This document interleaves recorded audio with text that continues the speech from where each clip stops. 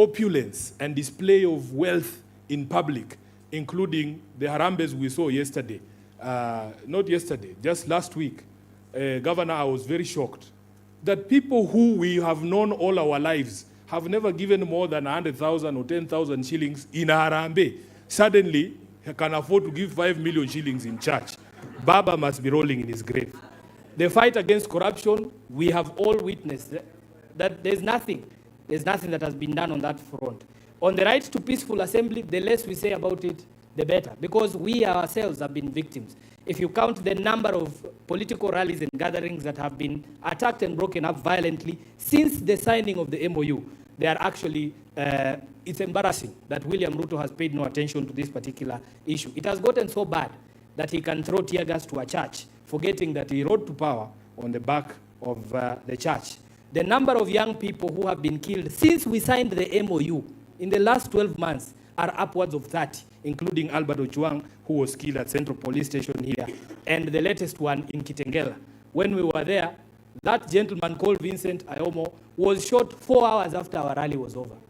They have been peddling the lie that he was killed during the rally. He was shot coming from work. That life is upon William Ruto. And the people who are saying that they are going to compensate as a pole, they should know that that was somebody's child, that was somebody's husband, that was somebody's father.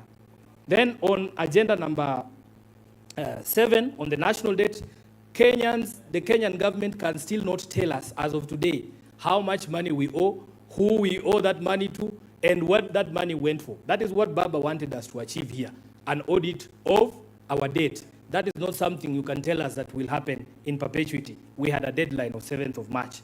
On number 9 here, stopping wastage of public resources. Senator Mheshimiwa Gisairo has given you the most clearest example that you lied to us. In fact, they are claiming that the stoppage of money to the First Lady's office was made pursuant to the MOU. That's a blatant lie.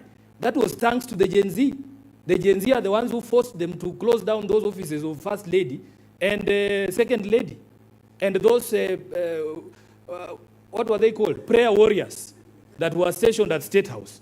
And after Gen Z chased those people from State House, the requirement under this particular agenda was to actually see a reduction in public expenditure. You do that, then you double State House allocation, ya China mandazi. We are not fools. We know what is going on. Then we come to the last one, which was protecting and promoting sovereignty of the people. You will see the number of court orders on important matters that the government has violated. It's not about buying vehicles for judges.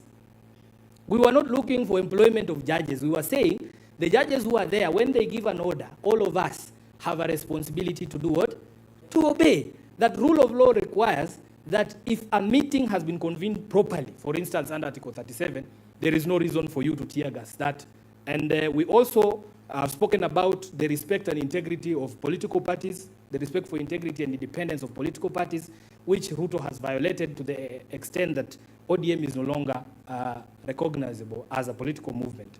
And he also, knows that he owes political parties a lot of money because Baba said, because I wrote what Baba was telling me to write, that we want full implementation of the political parties fund. Up to today, ODM alone is owed 12 billion. Ruto has paid not a single shilling to that debt since the signing of this MOU, and now it has expired.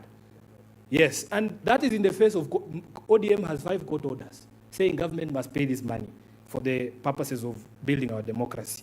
And that is why, in conclusion, we have given a score of 1 out of 10, which is a very generous score because Babu and the others believed it was -2, -1, but we put all of those together and we have given them 1 out of 10 or 10%. That 80% that they were talking about cannot be demonstrated to you in the document that they presented yesterday. With those, yes, extremely below expectation, which is why somebody was saying there that there is absolutely no basis to ask for an extension of that MOU, or indeed, absolutely no basis to begin negotiating any other agreement if they could not follow this 10.1. What makes you believe that they will follow any other agreement? So So with those many remarks, I want to invite the leaders. We will do the formal launch of the report. This report will be available as soft copy, and as we printed some hard copies for you. We are not rich people, so we don't have many copies. Yeah? But there's a